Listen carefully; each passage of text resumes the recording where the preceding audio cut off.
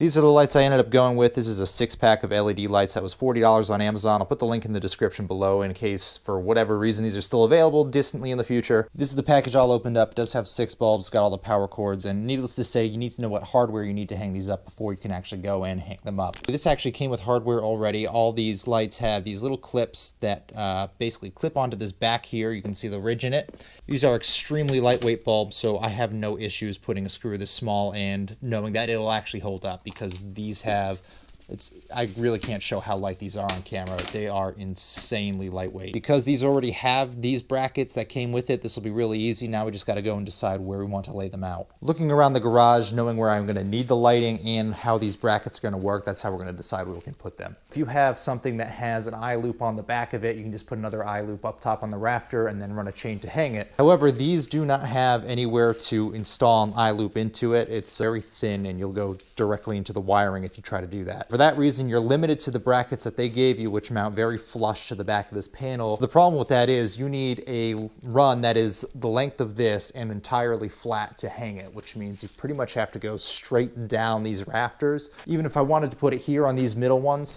what I would have to do is still avoid these because it still has to be flush mounted. I wouldn't even have enough clearance for this cable. Obviously, that does pose some limitations. The other option would be to get a block of wood, put the bracket into the block of the wood, and then put an eye loop on the back so I can suspend these ones as well. However, doing that doesn't really make sense for what I'm trying to achieve. These lights are cheap enough that I can just buy another set of 6 if I really need to and put them on just about every rafter. So knowing that they're going to be restricted to being mounted directly against these rafters, I am going to take this bench, I'm going to rotate it there, and I'm going to need some overhead lighting for that. Most of the when you're working on the car, you're either under the hood or on the side in the wheel wells, working on the suspension, the brakes, what have you. So for me, the lighting makes most sense overhead here along the sides of the vehicle and then at the nose and tail of it. Before I can mount it though, because as I said, it has to be flush mounted, I've got a bunch of this other miscellaneous junk that was in here when we purchased the house that the previous owner didn't clear out. So I'm gonna get the ladder out and get a bunch of this down so it's out of the way first.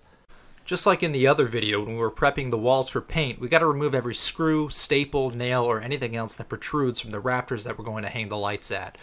The brackets that are included with these lights don't have any clearance, so anything sticking out at all might cause the light to sit unlevel and potentially, over time, cause the brackets to pop off. In all reality, it's extremely unlikely that something like that will happen, but I'd rather be safe than sorry knowing that I normally keep my sports car in here and the motorcycle. Notice that I'm taking care to not remove anything that's directly overhead of the motorcycle or the car because I don't want anything to risk falling onto one of those and scratching the paint.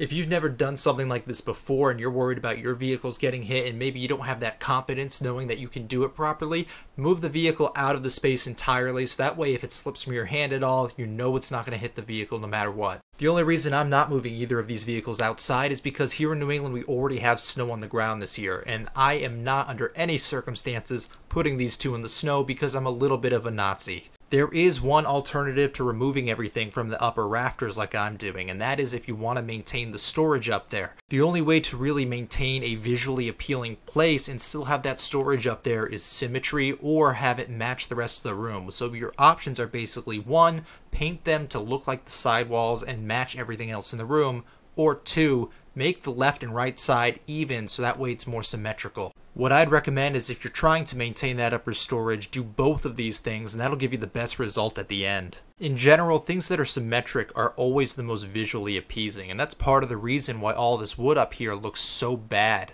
Not only are the left and right sides not equally spaced, but the types of wood are different. There's oriented strand board in some areas, there's 2x6s in others, and there's some 1/4 inch or thinner plywood facing, and all of it is sagging different amounts, and it really creates an uneven look to the whole area. Oh. Here's the first light installed. It was a little bit of a difficult thing to get the brackets on just because the screws that came with it are not self-tapping, but I'm not really that surprised given the price. It's pretty bright.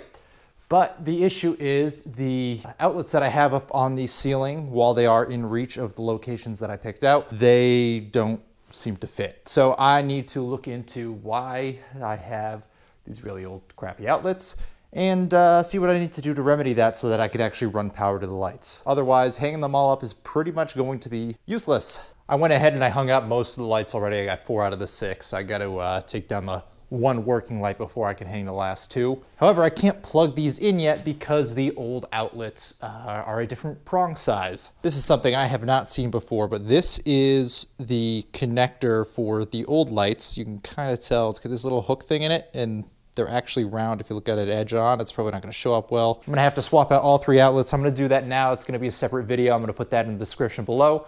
Once that's done, I'll resume with this one.